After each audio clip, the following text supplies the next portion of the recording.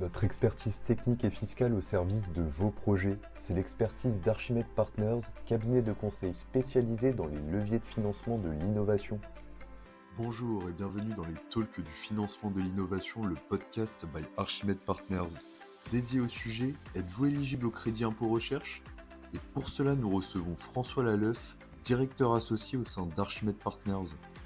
Donc bonjour François, ma première question, le CIR est-il la star du financement de l'innovation? En effet, le crédit impôt recherche est le plus important levier de financement public pour la R&D, la recherche et développement, qui pèse plus de 6,3 milliards d'euros par an et il représente plus de 86% des aides liées à l'innovation et la R&D parmi plus de 14 aides différentes. C'est vrai que le domaine de la R&D est très vaste puisqu'il inclut trois aspects, la recherche fondamentale, la recherche appliquée et le développement expérimental, ce qui permet de valoriser de nombreux projets puisque dans la démarche du CIR qui est déclaratif, il y a la possibilité de récupérer jusqu'à 3 années en arrière des dépenses de recherche et développement avec un taux de 30%.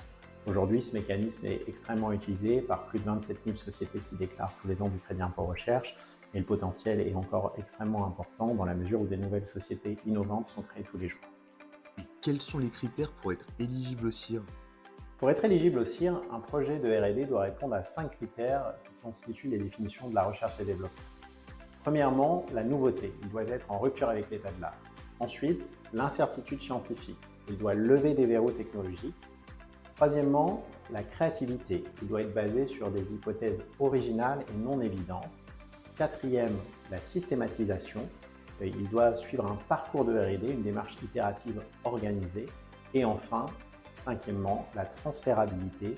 Et les hypothèses recueillies doivent être extrapolables.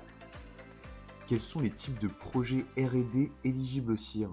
C'est assez méconnu, mais en réalité, il existe deux types de R&D éligibles au CIR. Tout d'abord, les projets de R&D internes, donc qui vont être réalisés au sein de l'entreprise, typiquement dans un laboratoire de R&D.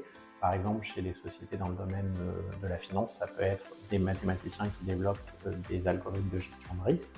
L'autre aspect de R&D qui peut être valorisé, c'est la R&D externe, qui va être faite chez les clients pour le compte des clients, puisque le crédit impôt recherche ne tient pas compte à qui revient la propriété intellectuelle des travaux, mais uniquement de qui a supporté l'effort de R&D. À titre d'exemple, des sociétés de conseil ou de services type ESN, qui vont développer des solutions sur mesure pour le compte de leurs clients, peuvent également entrer dans le champ d'éligibilité du crédit impôt recherche. Et pour finir, ma dernière question, la R&D est-elle uniquement technologique? Contrairement à ce qu'on pourrait croire, la R&D n'est pas uniquement technologique. Il n'y a pas que les sciences dures, il y a également les sciences molles, les SHS comme on les appelle, les sciences humaines et sociales, qui peuvent être éligibles au crédit impôt recherche. Par exemple, l'amélioration de procédés ou de processus au sein d'une société peuvent être éligibles. Merci beaucoup François d'être venu sur ce podcast. Merci également à vous de nous avoir écoutés.